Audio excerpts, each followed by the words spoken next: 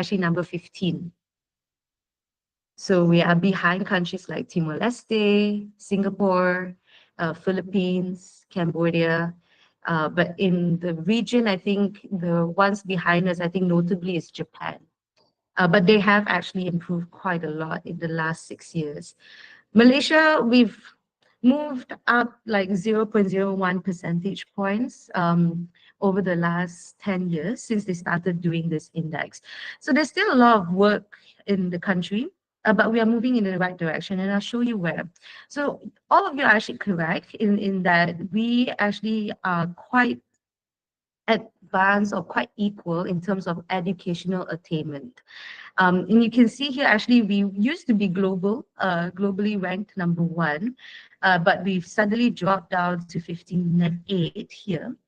And the reason is because our literacy rate has dropped by 2 percentage points. But in terms of access to primary school, to secondary school, and as well as to universities, we still have equal access. So everyone is correct in that we do have equal access to education. However, when it comes to economic participation, meaning we look at how many of our women graduates go back into the workforce, there is still a gap there. So something that Malaysia government is actually looking at right now, and we're supporting some of the projects. Political empowerment is still a big gap for us. If you look at how many ministers that we have, our women deputy ministers, even our MPs, I think on average is between 15 to 17%. So that is where Malaysia is in a snapshot. I think where I'd like to focus and where our work has really focused is women in the workforce. Because we have a high percentage of women graduates like yourselves graduating, but for some reason they are not able to either come into the workforce or stay in the workforce. So a lot of them end up doing either part-time work or gig economy, or doing their own things, and that like home-based kind of businesses that is not so easily tracked, right? So that is also a big conversation as to how can we redefine how women earn. But a very positive note here is really part of our work in the early days is to get more women onto boards. So all the key board directors, right, that you see, that is where we see in the corporate world, they are the highest decision-making levels.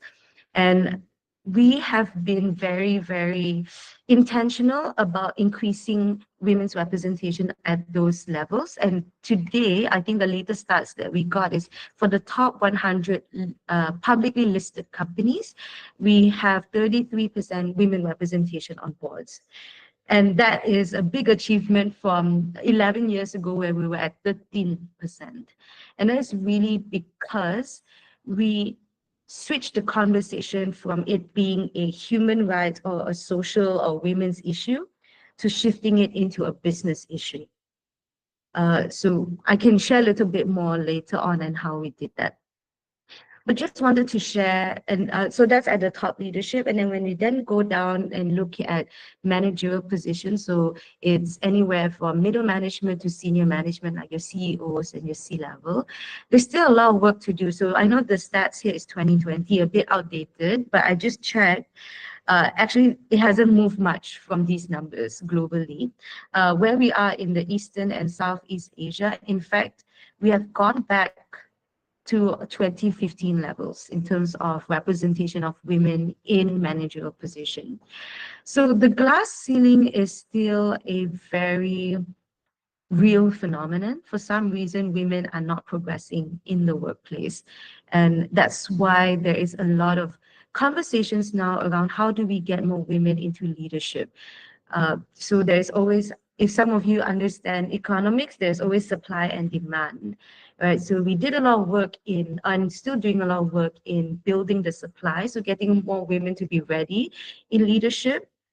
But we realized in the last 5 years is that the demand side is not there, or more so that the current way that workplaces are being designed and structured may or may not be utilizing the strength that women bring when it comes to leadership. So that is, a few kind of the main questions and conversations that are still happening today. We currently don't have the answers, but this is why we are coming here to talk about gender equality and why. As you can see, there's a lot of numbers, we are still not at that 50-50 yet in terms of access to opportunities and access to opportunities as well as resources, right? And also access to leadership positions. And the reason why we're talking about this is there is a business and economic value if when we have equal access, when men and women have equal access to equal pay, leadership position, it really then unlocks a lot of innovation, creativity. And I think for a lot of businesses and governments, it's about how do we increase our profitability, how do we increase our GDP, right? And there is a lot of research that has shown that when we give men and women equal access and we support women to come back into the workforce, it adds almost in the region about 2.7 trillion USD into the economy. So that's a lot of money, right? And we all know that we need to grow as a region and as a nation, which will then translate into better access to health services. You don't have to wait so long in public hospitals. You don't have to pay so much for groceries. You can manage it with your cost of living, and you just have better quality of life. And I think that's what we all want, right? At the end of the day. So when we talk about gender equality, a lot of times, and I know some of you have mentioned in Slido that it's not fair. And I just want to illustrate that even though we are in the same starting line, meaning we all have equal access, we can all go to school, men and women in Malaysia, there's no discrimination, right? But when we then start our career and our post-graduation, yes, we are starting from the same line, but there are so many barriers ahead for women. And the one of the key one is really on care responsibilities, right? It is still a norm. It is still it's still part of our culture, right, that women are the main caregivers, or they take the bigger responsibility at home, which then maybe creates this unconscious bias that, okay, they probably are not so committed at work because they need to focus at home. Whereas for the men, let's give them all the opportunities because they are the breadwinners. Now, this is a very, you can say, yeah, it's culture. We've heard about this growing up. It is still how it is right now. And that's where we want to change. We want to change because right now, families cannot just live on single income, right? Both parents need to work. And you, as young women here in the room, for most of you, you also want to have your own career and have your own financial independence. So how do we address that? And a lot of it comes down to biases, right? I just want to share that the Harvard Business Review, they did this study, and they interviewed a lot of people, both men and women, and they asked them, how would you describe a male leader versus a female leader? So they gave them 28 leadership attributes that are negative and also that has positive and negative words, and they got the respondents to answer on this survey. So how would you describe a male leader? What are the words that you would use, and what are the words you would use to describe a female leader? So what their results showed is that for male leaders, most of the respondents, and these respondents are from both genders, yeah, they actually rated more positive words, associated more positive words to male leaders. And you can see here in this image here, right? So an analytical, competent, athletic, dependable, confident, etc. These are the words used to describe men. Whereas when we then look at the results for women, you can see it's flipped, right? Majority of the words used to describe them fall on the negative side. And these are just surveys. It's not even asking, and looking and observing real life situations. And what this shows is that we actually have a lot of unconscious bias that shows that comes out when we do these kinds of surveys without us knowing. So then when we then translate back into the workplace, when we want to decide who do we want to promote as a leader,